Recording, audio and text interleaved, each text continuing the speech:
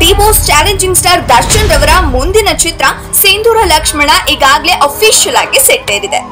ಕಾಟೇರ ಸಿನಿಮಾದ ನಂತರ ಮತ್ತೆ ತರುಣ್ ಸುಧೀರ್ ಅವರು ಈಗ ದರ್ಶನ್ ರವರಿಗಾಗಿ ಈ ಸಿನಿಮಾನ ನಿರ್ದೇಶನ ಮಾಡ್ತಾ ಇದ್ದಾರೆ. ಈ ಸಿನಿಮಾದಲ್ಲಿ ಒಂದು ಬಿಗ್ ಚೇಂಜಸ್ ಅನ್ನ ಇಡೀ ಚಿತ್ರತಂಡ ಈಗಾಗಲೇ ಮಾಡ್ಕೊಂಡಿದೆ. ಹಾಗಾದ್ರೆ ಉಮಾಪತಿ ಶ್ರೀನಿವಾಸ್ ರವರು ನಿರ್ಮಾಣ ಮಾಡಬೇಕಾಗಿದ್ದ ಸಿನಿಮಾ ಇದೇನಾ? ಹಾಗಾದ್ರೆ ಆ ಸಿನಿಮಾ ಟೈಟಲ್ ಏನು? ಈಗ ಸಿಂಧೂರ ಲಕ್ಷ್ಮಣ ಸಿನಿಮಾ ಯಾವಾಗ ಸೆಟ್ ಇರುತ್ತೆ? ಈ ಸಿನಿಮಾ ಯಾವಾಗ ರಿಲೀಸ್ ಆಗುತ್ತೆ? ಇದ್ರ ಬಗ್ಗೆ ಇನ್ಫಾರ್ಮೇಶನ್ ಅನ್ನ ನಾನ್ ನಿಮಗೆ ಕೊಡ್ತೀನಿ. ಅದಕ್ಕೂ ಮುಂಚೆ ನೀವು ಪಕ್ಕಾ ಡಿ ಬಾಸ್ ಅಭಿಮಾನಿಯಾಗಿದ್ರೆ ಈ ವಿಡಿಯೋನ ಲೈಕ್ ಮಾಡಿ, ಹಾಗೆ ನಮ್ಮ ಚಾನೆಲ್ ಅನ್ನ ಸಬ್ಸ್ಕ್ರೈಬ್ ಮಾಡ್ಕೊಳ್ಳಿ. ಕಾಟೇರ ಸಿನಿಮಾ ತುಂಬಾನೇ ಸಕ್ಸಸ್ ಅನ್ನ ನೋಡಿದೆ. ಅದಾದ ನಂತರ ಮತ್ತೆ ಅದೇ ಕಾಂಬಿನೇಷನ್ ಅಲ್ಲಿ ಮತ್ತೊಂದು ಸಿನಿಮಾ ಸೆಟ್ ಇರ್ತಿದೆ. ಆ ಸಿನಿಮಾನೇ ಸಿಂಧೂರ ಲಕ್ಷ್ಮಣ. ಈ ಸಿನಿಮಾದಲ್ಲಿ ನಾವು ಮುಂಚೆನೆ ಹೇಳ್ದಾಗೆ ಒಂದು ಬಿಗ್ ಚೇಂಜಸ್ ಇರೋದ್ರ ಜೊತೆಗೆ ನಮ್ಮ ಡಿ ಬಾಸ್ ಅವ್ರನ್ನ ಹಿಂದೆಂದೂ ಕಾಣದೇ ಇರೋ ತರ ಒಂದು ಡಿಫ್ರೆಂಟ್ ಗೆಟಪ್ ಅಲ್ಲಿ ನಾವು ಅವ್ರನ್ನ ಈ ಸಿನಿಮಾದಲ್ಲಿ ಕಾಣಬಹುದು. ತರುಣ್ ಸುಧೀರ್ ಅವರು ಒಂದು ಹೆಜ್ಜೆನ ಮುಂದೆ ಇಟ್ಟು ಈ ಪಾತ್ರಕ್ಕೆ ತುಂಬಾ ವಿಭಿನ್ನವಾದ ಹಾಗೂ ತುಂಬಾ ವಿಶಿಷ್ಟವಾಗಿರ್ತಕ್ಕಂತ ಚಾಲೆಂಜಿಂಗ್ ಸ್ಟಾರ್ ದರ್ಶನ್ ಅವ್ರಿಗೆನೆ ಚಾಲೆಂಜಿಂಗ್ ಆಗಿರುವಂತ ಒಂದು ಪಾತ್ರನ ಈ ಸಿನಿಮಾದಲ್ಲಿ ಕಾಣಬಹುದು.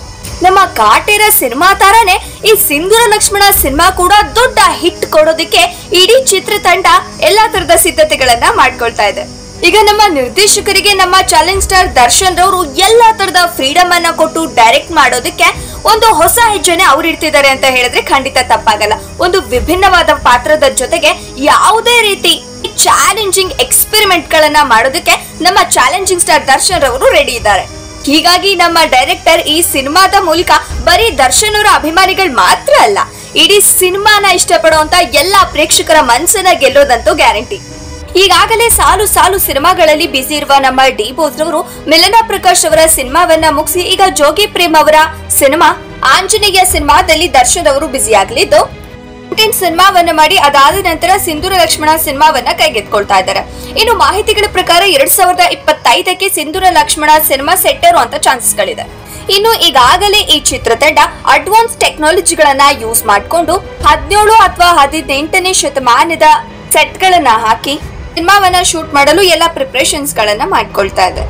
ಸ್ಕೆಚ್ ಗಳನ್ನ ಕೂಡ ರೆಡಿ ಮಾಡ್ಕೊಂಡಿದೆ. ಈ ಹಿಂದೆ ರಾಬರ್ಟ್ ಸಿನಿಮಾವನ್ನ ನಿರ್ಮಾಪಕರಾದಂತ ಉಮಾಪತಿ ಶ್ರೀನಿವಾಸ್ ರವರು ನಿರ್ಮಾಣ ಮಾಡಿದ್ರು. ಅವರೇ ಈ ಸಿನಿಮಾನು ಕೂಡ ನಿರ್ಮಾಣ ಮಾಡ್ತಾರೆ ಅನ್ನೋ ಸುದ್ದಿ ಇತ್ತು. ಆದ್ರೆ ಈಗ ಆದಂತ ಒಂದಷ್ಟು ಮನಸ್ತಾಪಗಳು ಎಲ್ರಿಗೂ ಗೊತ್ತೇ ಇದೆ. ಆ ಮನಸ್ತಾಪಗಳಿಂದ ಈಗ ಈ ಸಿನಿಮಾವನ್ನ ಉಮಾಪತಿ ಶ್ರೀನಿವಾಸ್ ರವರು ನಿರ್ಮಾಣ ಮಾಡ್ತಾ ಇಲ್ಲ ಅನ್ನೋ ಸುದ್ದಿಗಳು ಕೇಳಿ ಬರ್ತಾ ಇದೆ. ಆದ್ರೆ ಈಗ ಶೈಲಜಾ ನಾಗ್ ರವರು ತರುಣ್ ಸುಧೀರ್ ಅವ್ರ ಮೇಲೆ ನಂಬಿಕೆ ಇಟ್ಟು, ಹಾಗೆ ಈ ಸಿನಿಮಾದ ಮೇಲೆ ನಂಬಿಕೆ ಇಟ್ಟು ಈ ಸಿನಿಮಾವನ್ನ ಅವರು ನಿರ್ಮಾಣ ಮಾಡ್ತಾ ಇದ್ದಾರೆ ಅಂತ ನಮ್ಮ ಡಿ ಬಾಸ್ ಅವರ ಬರ್ತ್ಡೇ ದಿನಾನೇ ಅನೌನ್ಸ್ ಮಾಡಲಾಗಿತ್ತು. ಆದ್ರೆ ಇಲ್ಲೊಂದು ಚೇಂಜಸ್ ಆಗಿದೆ. ಈ ಸಿನಿಮಾದ ಕಥೆಯನ್ನ ಮೊದಲು ಉಮಾಪತಿ ಶ್ರೀನಿವಾಸ್ ರವ್ರಿಗೆ ಈ ಸಿನಿಮಾದ ಕಥೆಯನ್ನ ಹೇಳಿ ಅವರು ನಿರ್ಮಾಣ ಮಾಡೋದಾಗಿ ಕನ್ಫರ್ಮ್ ಆಗಿತ್ತು.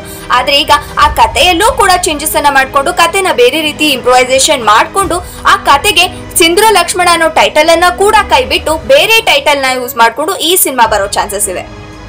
ಹಾಗೆ ಈ ಸಿನಿಮಾಗೆ ಸಿಂಧೂರ ಲಕ್ಷ್ಮಣ ಅನ್ನೋ ಟೈಟಲ್ ಅನ್ನ ಇಡದೆ ಬೇರೆ ಟೈಟಲ್ ಅನ್ನ ಇಟ್ಟು ರಿಲೀಸ್ ಮಾಡೋದಾಗಿ ಚಿತ್ರತಂಡ ಹೇಳ್ಕೊಂಡಿದೆ. ಅದಕ್ಕೆ ಬೇಕಾದಂತ ಎಲ್ಲಾ ಪ್ರಿಪರೇಷನ್ಸ್ ಅನ್ನ ಮಾಡ್ಕೊಳ್ತಿದೆ ಚಿತ್ರತಂಡ. ಆಗಲೇ ಹೊಸದೊಂದು ಟೈಟಲ್ ಅನ್ನ ಹುಡುಕಿರುವ ಚಿತ್ರತಂಡ ಕರ್ನಾಟಕ ಚಲನಚಿತ್ರ ವಾಣಿಜ್ಯ ಮಂಡಳಿಯಲ್ಲಿ ಆ ಟೈಟಲ್ ಅನ್ನ ಕೂಡ ರಿಜಿಸ್ಟರ್ ಮಾಡ್ಕೊಂಡಿದೆ. ಇನ್ನು ಬಹು ದೊಡ್ಡ ಬಜೆಟ್ ನಲ್ಲಿ ಈ ಸಿನಿಮಾನ ನಿರ್ಮಾಣ ಆಗ್ತಾ ಇದ್ದು 2025ರ ಅಂತ್ಯದ ಹೊತ್ತಿಗೆ ಈ ಸಿನಿಮಾ ರಿಲೀಸ್ ಆಗೋ ಚಾನ್ಸಸ್ ಗಳಿದೆ.